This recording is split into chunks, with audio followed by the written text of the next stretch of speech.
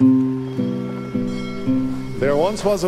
y avait un homme qui rêvait depuis toujours de faire une croisière en Méditerranée.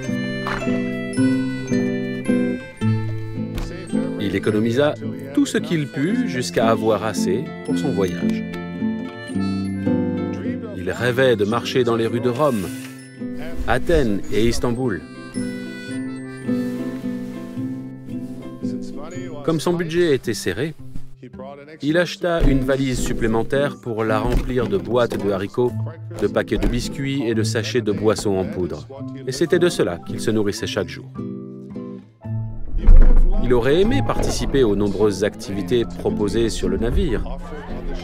Il enviait les personnes qui allaient au cinéma, aux spectacles et aux exposés culturels. Oh, comme il aurait aimé ne serait-ce que goûter à la nourriture extraordinaire qu'il voyait sur le navire. Mais l'homme voulait tellement dépenser le moins possible qu'il ne participa à rien de tout cela.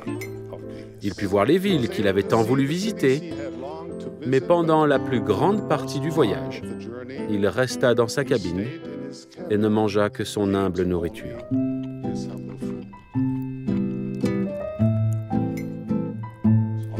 Le dernier jour de la croisière, un membre de l'équipage lui demanda à laquelle des fêtes d'adieu il allait participer. C'est à ce moment-là qu'il apprit que non seulement la fête d'adieu, mais aussi presque tout à bord du navire, la nourriture, les divertissements et toutes les activités étaient compris dans le prix de son billet. Il découvrait trop tard. Il avait vécu bien en deçà de ce à quoi il avait droit.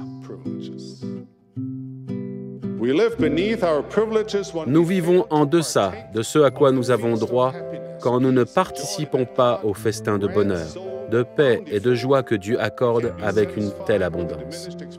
Soit nous pouvons nous satisfaire d'une expérience moindre et nous contenter de bien moins que ce à quoi nous avons droit, soit nous pouvons prendre part à l'abondance d'un festin de possibilités spirituelles et de bénédictions universelles. Si vous lisez les Écritures et écoutez les paroles des prophètes de tout votre cœur et de tout votre esprit, le Seigneur vous dira comment vivre à la hauteur de vos droits. Et vous serez en mesure de faire tout par le Christ qui nous fortifie.